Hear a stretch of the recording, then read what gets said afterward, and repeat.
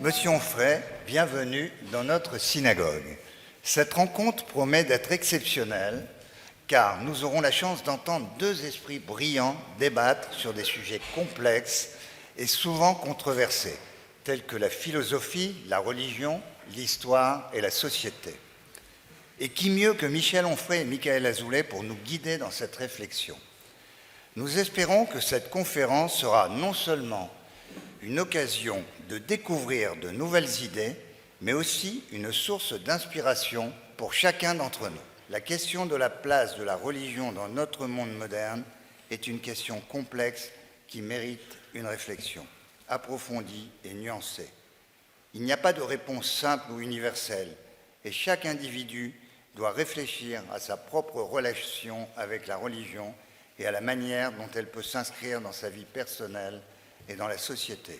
Donc ma base intellectuelle et ma base culturelle, elle est judéo-chrétienne. Et plus le temps passe, plus je me sens de ce monde que je souhaite défendre. Et je me suis dit, mais on vit dans un monde qu'on ne pense pas. C'est simplement quand ce monde commence à être en péril, qu'on se met à le penser en se disant, oh là là, cette civilisation s'en va, cette civilisation disparaît, cette civilisation est attaquée.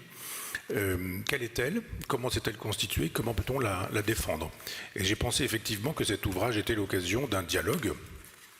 Ça a d'abord été un dialogue entre un rabbin et un philosophe, si on veut le dire comme ça, mais c'est devenu, je pense que Michaël me le permettra, mais c'est devenu un dialogue d'amis, avec une vraie affection, avec une vraie politesse, une vraie affection, et j'avais vraiment l'impression qu'on remuait des questions très anciennes.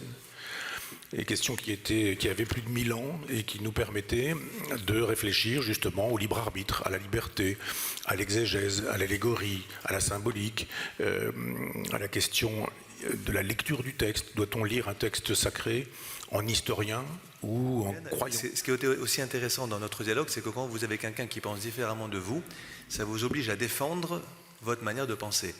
Et du coup, comme je l'ai aussi souligné à plusieurs reprises, quand quelqu'un dit qu'il est croyant, la plupart du temps, il ne met pas de mots, il ne démontre pas, il ne cherche pas à démontrer, à argumenter sur sa croyance. Et tout l'intérêt, voilà encore un autre intérêt de ce livre, ça a été pour moi, finalement, Michel m'a obligé à mettre des mots sur quelque chose qui est souvent perçu comme de l'ordre de l'indicible, le fait de croire en Dieu. Vous voyez, quand vous parlez avec les gens, vous croyez ou pas en Dieu, les gens se contentent de dire je crois ou je ne crois pas.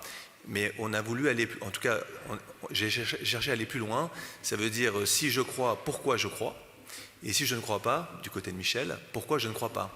Et ça, c'était aussi un travail que je trouvé très enrichissant, parce que c'est en général un effort que l'on ne fait pas, parce qu'on vit, c'est une erreur d'ailleurs je pense, avec des évidences, des automatismes. Vous voyez, on a tous des manières de penser un peu de manière automatique, de réflexe, et qui est l'opposé de la réflexion.